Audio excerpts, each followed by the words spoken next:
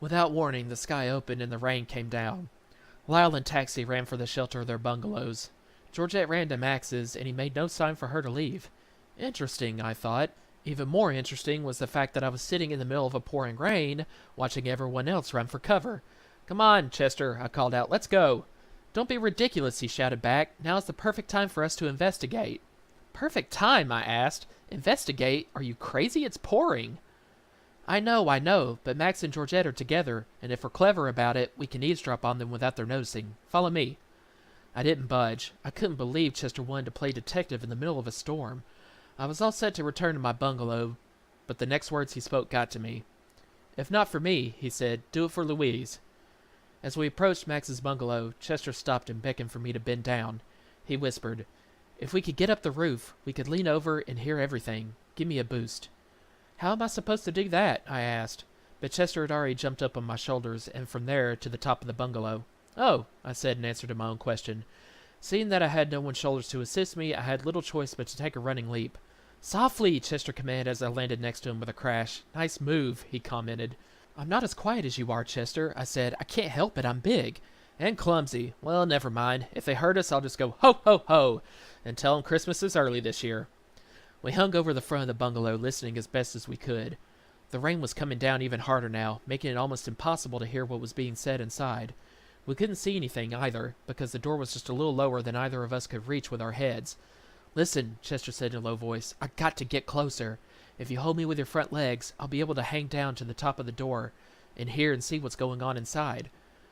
Well, I wasn't sure this was such a good idea, but as you may have figured it out for yourself by now, once Chester has a notion in his head, there's no arguing him out of it.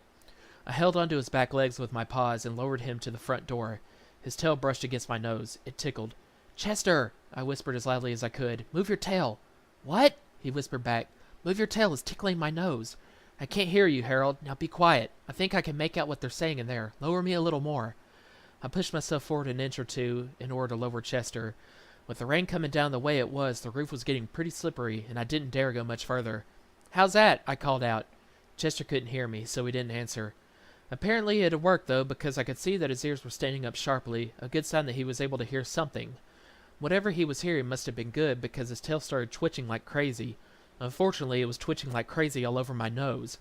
"Stop it!" I cried as tears started rolling down my face. Boy, did that tickle. "Chester! Chester!" I called out. But by now the rain was really coming down, and he couldn't hear a word I'd said. No matter which way I turned my head, Chester's tail found my nose. "Chester, you're making me laugh!" I cried out desperately. I could feel myself starting to slip off the roof. Finally, I couldn't stand it any longer. Without realizing what I was doing, I let go of Chester's legs and grabbed his tail. He plunged downward, pulling me with him. Off the slippery roof I tumbled, holding Chester tightly by the tail. Together we landed in a jumble right in front of the door to my bungalow. Max and Georgette turned to discover us lying in a puddle at their doorstep. "Look, Max," Georgette said, "it's raining cats and dogs." She seemed to get quite a chuckle out of that, but Max hushed her immediately. "Georgette, how can you laugh at a time like this?" "But, sugar—" "Enough now," he said emphatically. "Be still." Chester glanced at me knowingly. "So," Max said, turning to us, "to what do we owe the pleasure of your, shall we say, unexpected company?" "We were just in the neighborhood, so we thought we'd drop in," Chester replied smartly. I was impressed by the quickness of his wit. I tried to think of a quick comeback too, but it takes me a while to think of quick comebacks. By the time I was ready, Chester had already strolled into the bungalow, casually shaking the rain from his hair as he went. I followed his lead, but when I shook the rain out of my hair, there was nothing casual about it. "Harold, sugar!" Georgette cried. "You're making it rain indoors."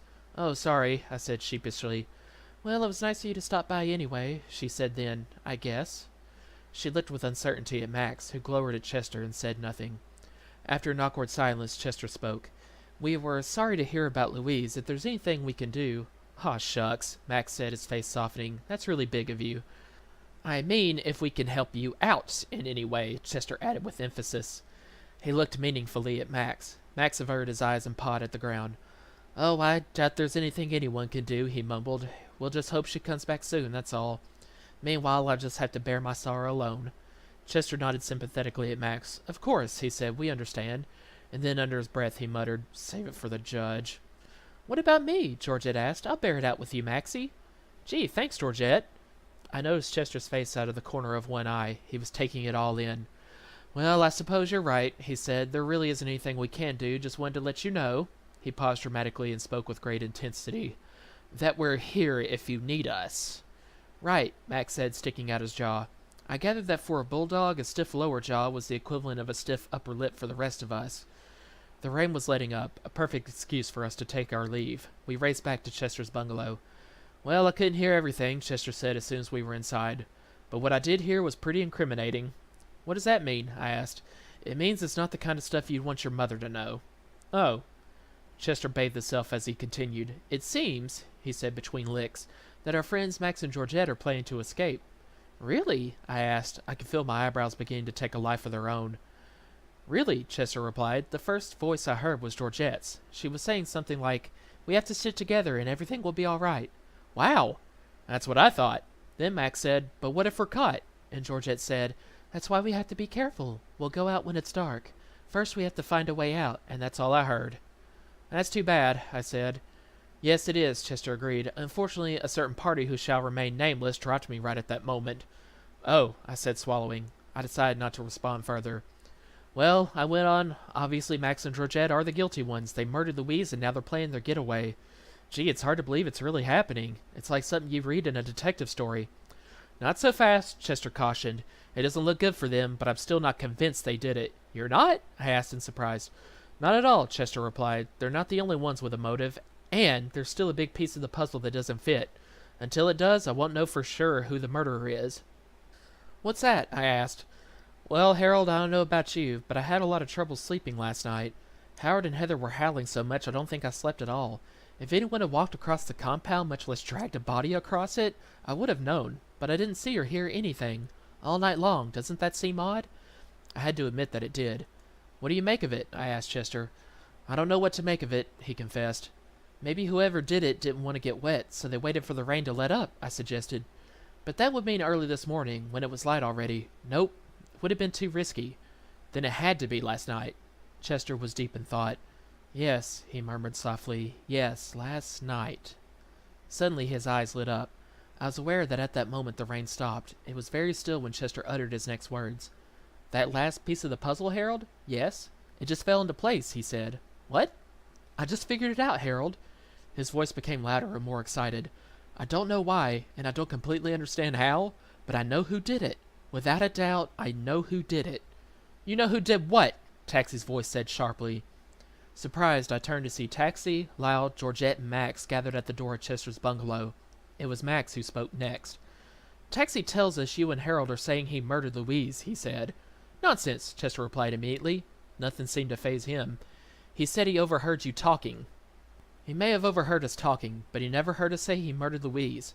You believe that Louise was murdered? Georgette asked, her eyes growing wide. How can you say such a thing? I say it because it's true, Chester replied matter-of-factly. Oh, come on, mate, Max retorted. You have an overstimulated imagination, if you ask me. Just like Lyle. I've always said that about cats. Lyle was outraged. Don't put me in the same camp as Chester, he cried. I may be crazy, but I'm not that crazy. I never accused anybody of murder. He's a troublemaker. String him up, that's what I say. Let's string him up. Hysterical, he dashed off, I presumed, in search of rope. Chester stared coolly at the three who remained. Yes, he said, I know who murdered Louise. I just need a little more information, and when I have it, I'll prove my case. Max began to laugh. Go ahead and laugh, Chester snapped, cutting him off mid-chortle.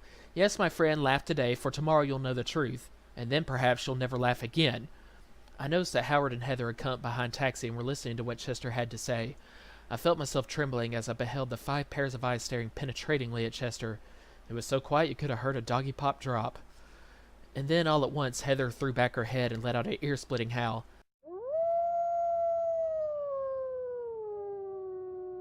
She cried. Gasps of shock went out from us all. She looked about her, an expression of great surprise on her face. So sorry, she said softly, just not myself. Oh, how embarrassing. I think I'd best rest, Howard continued. Yes, dear, I do think that's best. And off they went, their heads bobbing all the way back to their bungalows. We watched them go. Then, without a word, Max, Georgette, and Taxi followed, leaving Chester and me alone with each other in our thoughts. I looked at Chester, a cool smile sat on his lips.